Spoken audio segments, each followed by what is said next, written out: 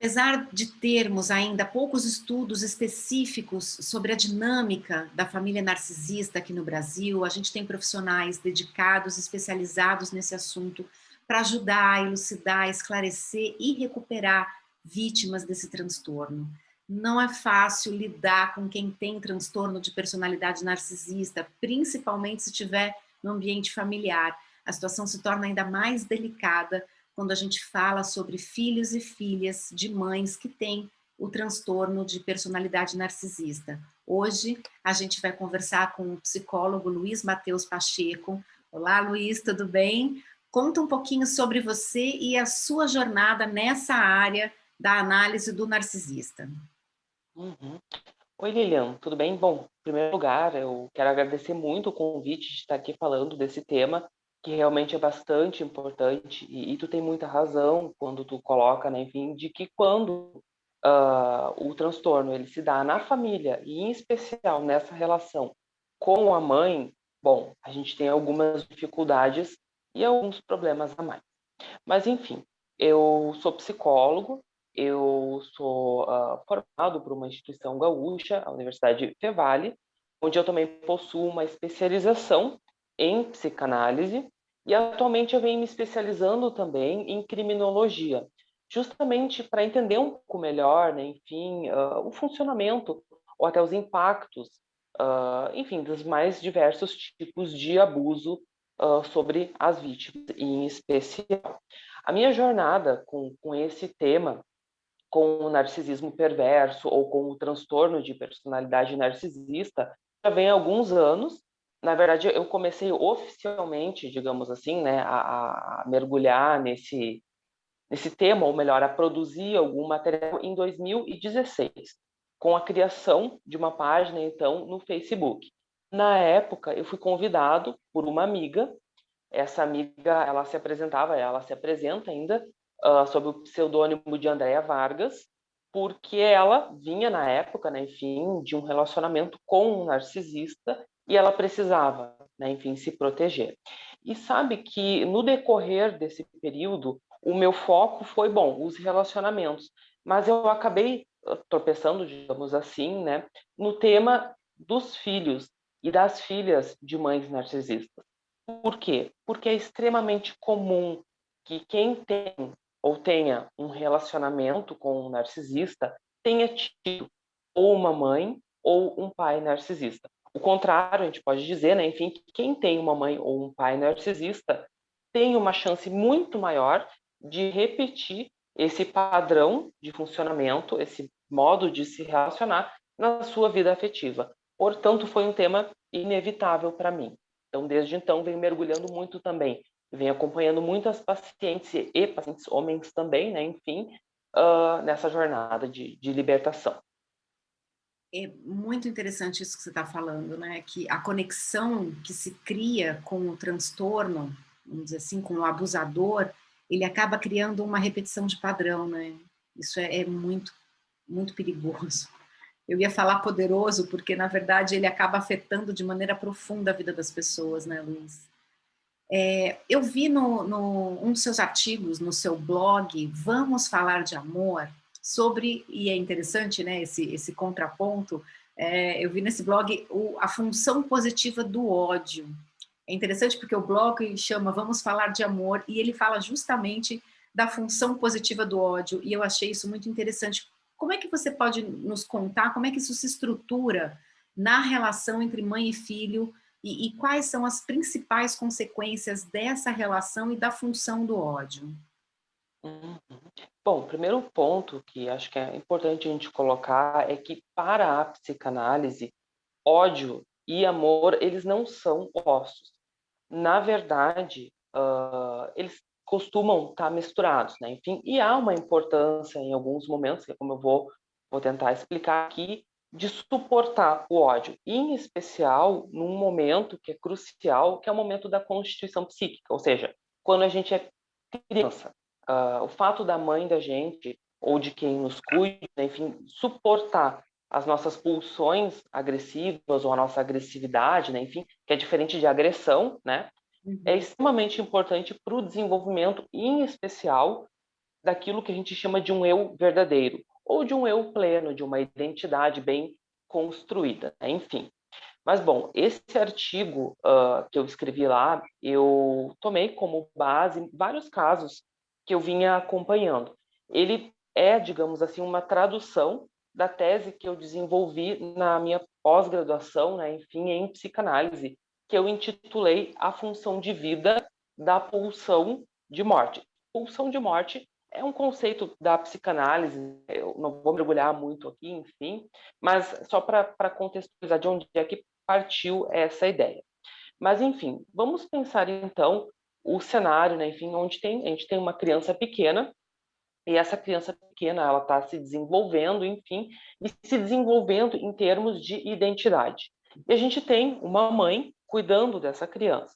E essa criança, em alguns momentos, ela vai desejar não estar com essa mãe. Ela vai, digamos assim, repudiar, ela vai tentar afastar a presença dessa mãe para que ela possa, bom, enfim, se sentir sozinha. Isso geralmente acontece a partir dos 6 anos, numa idade mais avançada, mas também quando a criança é pequena, ela também vai expressar essas pulsões. Esses momentos onde essa criança vai estar sozinha, ela vai estar, enfim, contrariando. Num momento Pode falar. independente, é isso? Isso, independente, isso. Esse é um momento crucial para que ela desenvolva um senso de autonomia e de identidade própria, para que ela se sinta entendida, mas também acolhida, quer dizer, naquilo que são ou podem ser representar as dificuldades dela. Numa relação saudável, numa relação, digamos assim, normal, a gente tem uma mãe que possui uma característica que Donald Winnicott, que é um analista, chamou de continência, que é a capacidade de suportar esses ataques da criança e, bom, e seguir amando. O que ela mostra para essa criança nessa relação?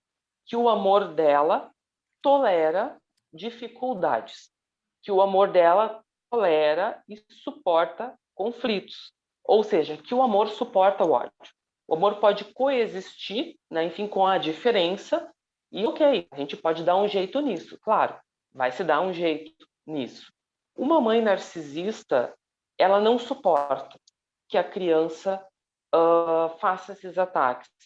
Pelo contrário, quando a filha, e aí a gente tem um caso mais particular com as filhas, que depois eu posso me aprofundar um pouco, se for o caso, quando essa filha tenta se afastar, tenta se diferenciar ou tenta construir algo de uma identidade própria, essa mãe a castiga, essa mãe impede, essa mãe não vai tolerar aquilo.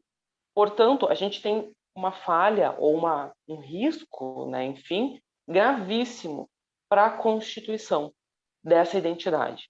A gente tem uma pessoa que, como consequência disso, ela pode desenvolver uma identidade própria frágil, porque ela nunca teve muita chance, né, de se ver longe disso que são os mandamentos dessa mãe, mas, ao mesmo tempo, uma pessoa que sente uma espécie de culpa pelo ódio. E culpa, nesse sentido, pode ser também uma tradução desse mesmo ódio, mas que se volta contra si. Eu faço um pequeno parênteses, porque em algum ponto, pelo menos, essa criança, né, desse nosso cenário hipotético aqui, mas que é muito comum, ela também pode e muito provavelmente vai se tornar cúmplice dessa mãe. Em qual sentido eu me refiro? Vamos pensar o seguinte: a criança, ou o bebê humano, né, enfim, ele nasce numa condição de extrema dependência. Quer dizer, se a gente não tiver de alguém que cuide da gente, que ame a gente, que dê para a gente um lugar no mundo, a gente morre, literalmente falando, né? Porque a gente não consegue fazer nada, entende? Portanto, essa dependência que, no primeiro momento, ela é, digamos assim, fisiológica, depende das nossa movimentação, do nosso desenvolvimento, do nosso corpo, também é emocional. Quando a criança começa a se dar conta, e ela pode começar a se dar conta, que essa mãe, ela odeia, ou ela é muito agressiva, ou ela é nociva, maligna de alguma maneira, essa informação, ela pode ser e ela tende a ser insuportável. Como eu vou depender de alguém que pode me destruir? Compreende? Pode. Deixa eu te fazer. Isso é muito interessante, porque a criança ainda está constituindo as ideias de posso, não posso, bom e ruim. Ela não tem um referencial externo para dizer minha mãe é maligna ou algo parecido. Então, para ela, aquilo é como deve ser. É isso? Isso. Esse é um cenário que acontece bastante. Porém, geralmente as filhas de mãe narcisista, elas tendem a ter um amadurecimento, digamos assim, privilegiado. Isso se dá por uma razão, porque nessa vinculação da mãe narcisista com a filha ou o filho, mas mais especificamente a filha, há uma certa inversão de papéis. Quer dizer, o normal seria que a criança dependa da mãe, afetivamente falando. Mas a gente tem uma situação onde a mãe passa, em algum nível, pelo menos, a depender dessa filha. Depender no sentido que essa filha passa a atuar como uma restituição ou como uma extensão do seu narcisismo. Por isso, essas crianças elas tendem a amadurecer um pouco mais rápido que uma criança normal, digamos assim. E nesse ponto, é comum que ela se dê em conta muito cedo.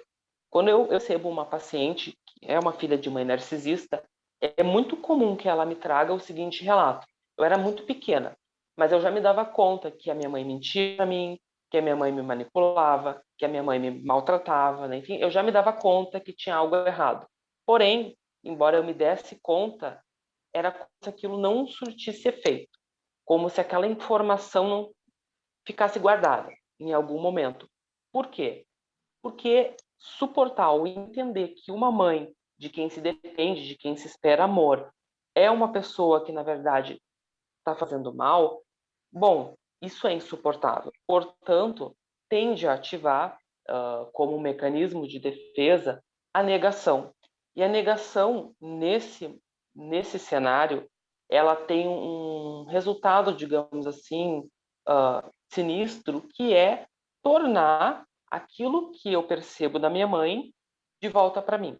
Quer dizer, portanto, é minha culpa. Eu que tenho um problema. Eu que sou a errada da situação, ou o errado. Tem alguma coisa muito errada comigo, não com a minha mãe. E aí volta naquele ponto que tu colocou. Bom, eu percebo isso como normal. A minha mãe talvez sempre foi assim. Então, obviamente, eu tenho que ter algo que não está certo. Então, é comum que essas crianças se desenvolvam em adultos, e que isso geralmente aparece na adolescência, que elas tenham comportamentos que de alguma maneira sejam autodestrutivos. E esses comportamentos autodestrutivos podem acontecer de diversas maneiras, desde ao mais visível, digamos assim, que seriam as tentativas de suicídio ou a automutilação, ou até a outros mais invisíveis, os comportamentos de risco, a drogadição, formas de se autodestruir. É normalmente comum nesses casos, infelizmente. Isso é muito louco, assim, imaginar essa situação para quem não viveu, né? Deve ser bastante assustador para uma criança. Você falou em vários momentos que há diferença do tratamento da mãe narcisista quando a filha é mulher, até porque ela, de repente, pretende uma extensão do narcisismo, né, como uma ferramenta, estou traduzindo assim, depois você me corrige, por favor. E com Claro. o menino funciona diferente. Como funciona com o menino? Uhum. Bom, tende a funcionar, né? Não é uma regra assim, que é 100% dos casos é assim. É uma tendência, digamos assim. Isso se dá porque quando a mãe narcisista, ela tem uma filha, ela tem uma espécie de um espelho. São duas mulheres que estão ali. Então ela tem alguém de quem ela vai esperar, bom, determinadas conquistas ou determinadas atitudes, determinada aparência. Ela vai esperar algumas coisas dessa filha como modo de se engrandecer, digamos assim, de restituir o próprio narcisismo. Ela vai tomar essa filha como uma espécie de objeto, através do qual ela vai brilhar. Portanto, essa filha precisa ser uma extensão dela. Mas isso, ao mesmo tempo que é o que essa mãe narcisista vai procurar produzir, produz um certo incômodo nela, porque ela também se dá conta que não é ela. Quer dizer, que aquela filha talvez possa estar brilhando por conta própria. Então, ela também vai atacar. Tem uma certa rivalidade aí? A mãe vê a Com filha como certeza. rival em algum momento? A gente pode deixar bem específico se a gente falar de inveja. A mãe narcisista, ela possui inveja da sua filha. A Hum. gente precisa entender que a narcisista ou o narcisista é alguém que também, ou que não desenvolveu um eu verdadeiro, que tem um eu verdadeiro ou muito frágil ou praticamente não desenvolvido e que compensa através de um eu grandioso, de um eu falso, né? Enfim. Essa mãe, ela vai buscar, ela tende a buscar viver coisas através da filha. É como se ela tentasse se apossar da feminilidade dessa filha como própria. Então, o que que é comum acontecer? A gente tem uma mãe que trata a filha como uma espécie de boneca. Eu que escolho as roupas, eu que escolho tudo. Ou que em algum momento começa a roubar e a esconder as coisas da filha. Isso é mais comum na adolescência, né? Quando a filha começa a desenvolver atributos mais adultos, enfim. Então ela passa, bom, ela usa uma desculpa, mas ela acaba roubando uma roupa, ela acaba copiando o estilo da filha. Então a gente tem mães também que, quando a filha adolesce, entra na adolescência, ela também, de algum modo, entra junto, né? Quer dizer, e às vezes entra assim como lado a lado, né? Fazendo as exatas mesmas coisas, copiando o estilo. Me fez lembrar de alguns casos, assim, a mãe que quer muito que a filha seja a primeira bailarina do mundo. É algum sonho dela que ela projeta na filha, mas quando é quase que uma obrigação da filha ser aquilo que a mãe não foi. Faz sentido isso, Luiz? Sim, essa mãe, ela faz justamente isso. Ela busca essa filha como uma extensão do seu narcisismo. Por quê? Geralmente essa mãe ela foi ou teve o desejo de ter sido uma bailarina. Então ela busca que aquela filha ou continue o seu legado, né? Bom, eu fui uma bailarina muito famosa, enfim, ou construa aquilo que ela não conseguiu construir. Ela prende essa criança numa espécie de um mandato, uma demanda, né? Enfim, na psicanálise a gente costuma chamar esse tipo de mãe devoradora. É como se ela devorasse a existência dessa filha e tomasse como própria. Então essa filha ela corre o risco de não existir por conta própria. Essa é uma posição de violência, né? Quer dizer, violência no sentido não físico, claro, embora pode acontecer, mas psicológico. Ela viola, ela toma conta do espaço dessa filha. Surreal, surreal. Quando a mãe tem um menino e não uma menina, eu já ouvi falar também nesses estudos que eu venho fazendo, Luiz, que a mãe transforma o filho no filho perfeito, né? Nem que ela tenha que mentir para isso. Essa dinâmica muda, né? Quando o filho, na verdade, é um homem e não uma mulher.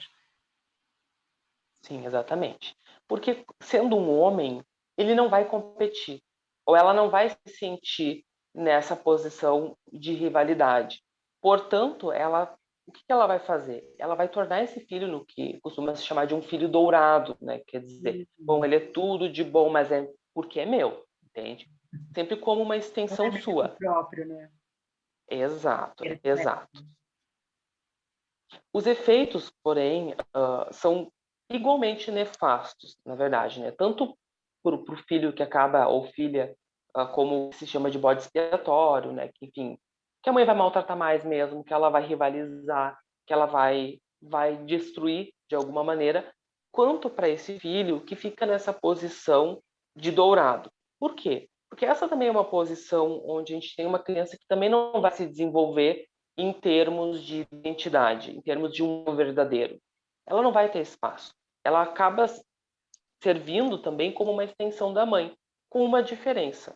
Às vezes, ela tem a ilusão, esse filho tem a ilusão de estar sendo amado, de estar sendo cuidado, de que aquilo é amor. E isso, algumas vezes, opera como uma prisão mais difícil de romper do que aquela criança que é odiada e que, bom, sofre muito, mas que ao ser odiada, ela é expulsa de alguma maneira pela própria mãe.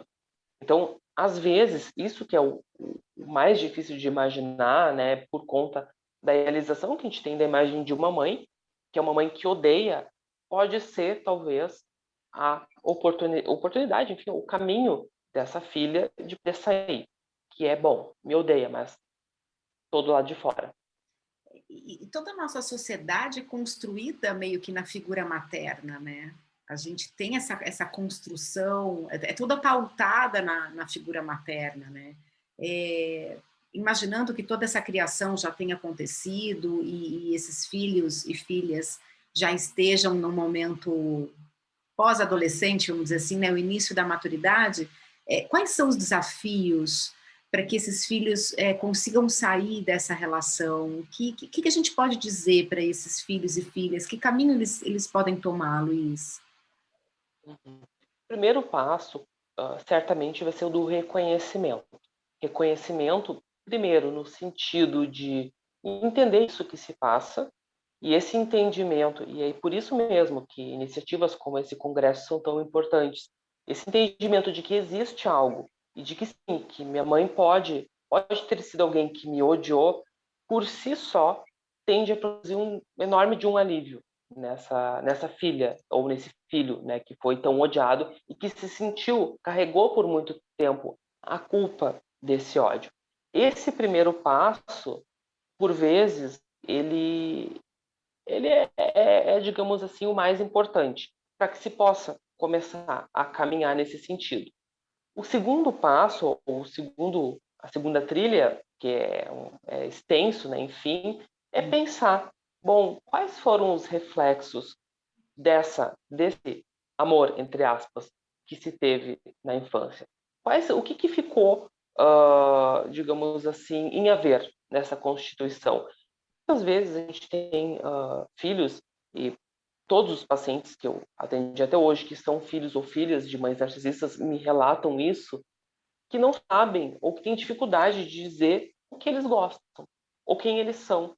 Algumas vezes isso é tão grave que a gente tem pessoas que não sabem definir estados fisiológicos. Por exemplo, eu estou com calor. A gente tem pessoas que passam calor, mas elas não se dão conta, porque elas acostumaram a não se ver, a não olhar para si, a ter os seus estados fisiológicos mesmo, às vezes até mesmo desprezados. Às vezes, quando a criança... Pode A mãe é falar. que tem, isso fica terceirizado, né? A mãe é que diz você Exato, está com frio, a mãe é que diz você está com calor. Chega nesse nível.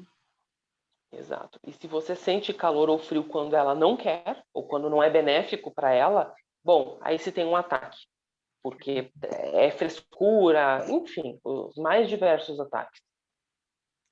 É, realmente, isso no âmbito familiar toma uma proporção muito severa para o indivíduo, porque dificilmente, claro, sem ajuda, ele vai conseguir se recompor, né? Nunca se olhou, então deve ser muito difícil isso. Mas a fase do despertar, talvez, como você mesmo disse, Luiz, é a fase mais importante, né? Perceber que tem alguma coisa errada, talvez seja a parte mais importante. E perceber que essa coisa errada não é consigo, né? É com o outro. E aí também entra uma esfera da nossa cultura, porque mãe é sagrada, mãe não erra. E isso também deve ser um conflito muito pesado na cabeça desses filhos, né, Luiz? Exatamente. E Tirar a mãe do altar sagrado e colocar essa mãe num sentido terreno, carnal e errático, né? sim, isso tende a gerar muita culpa.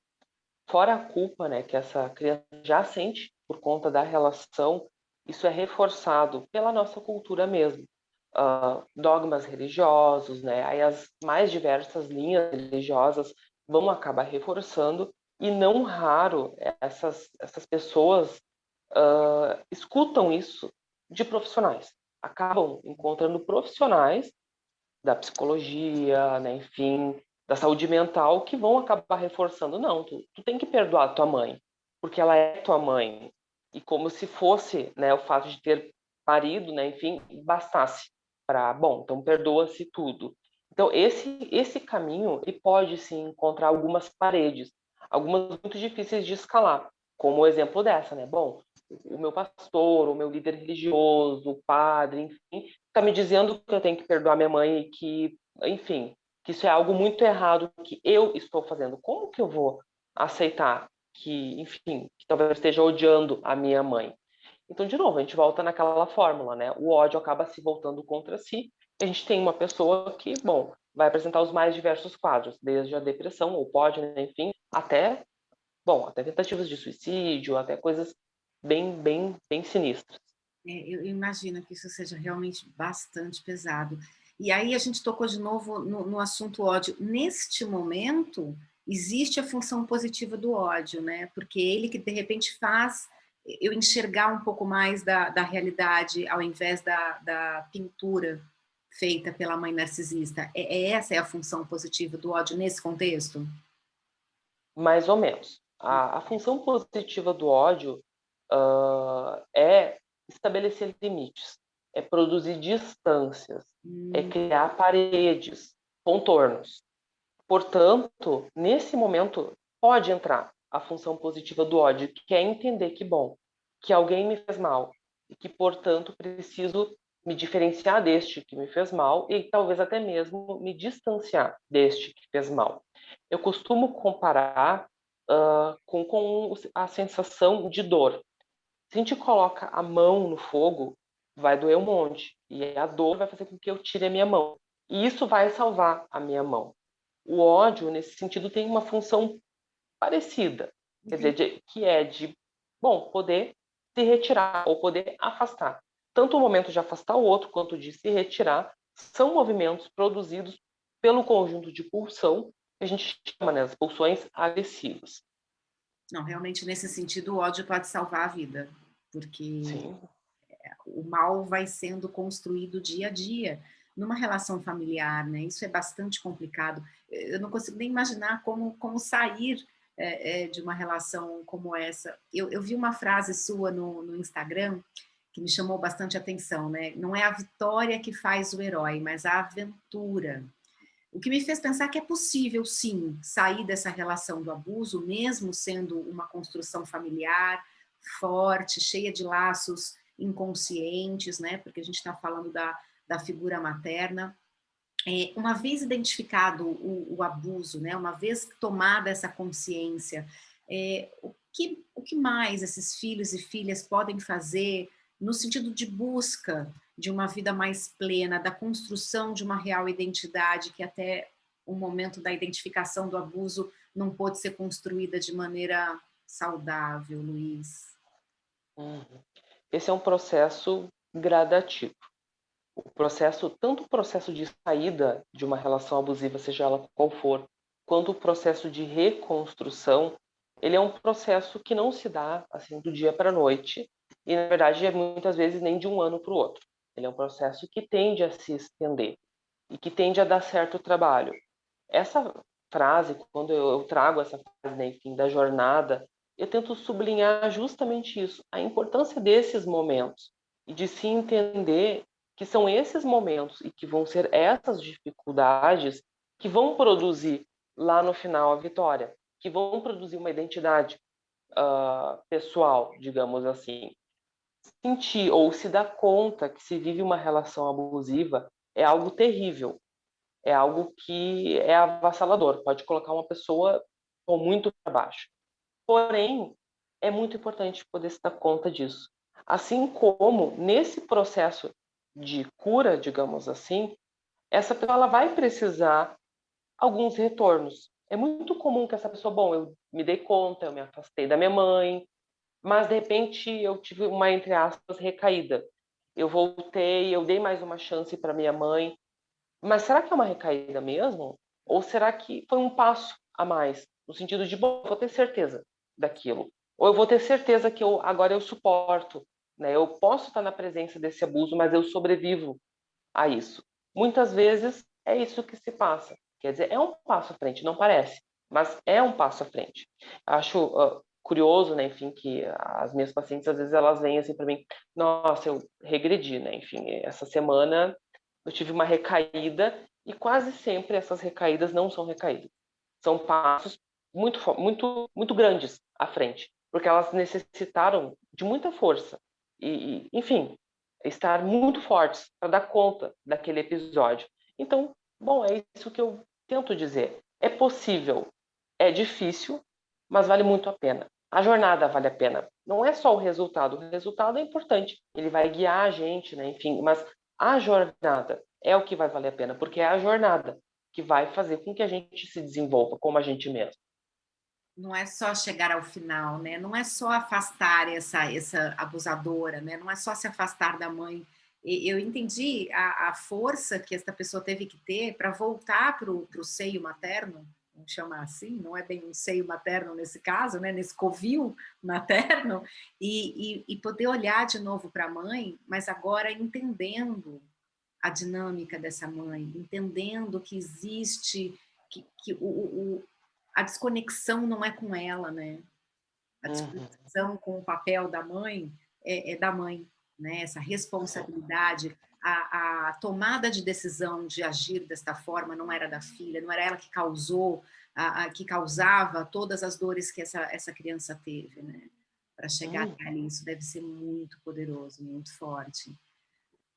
Uf, bom, Luiz, é assustador. Quanto mais eu escuto os especialistas falando nesse assunto, quanto mais eu vou estudando e conhecendo pessoas que passaram por isso, mais eu percebo o quão importante é a gente falar cada vez mais sobre esse assunto, porque não é pequeno o número de vítimas de abusadores narcisistas, não é pequeno o número de filhos e filhas que sofrem sem saber durante a vida inteira com pais e mães narcisistas. A gente está falando muito mais da mãe porque é uma dinâmica específica, né?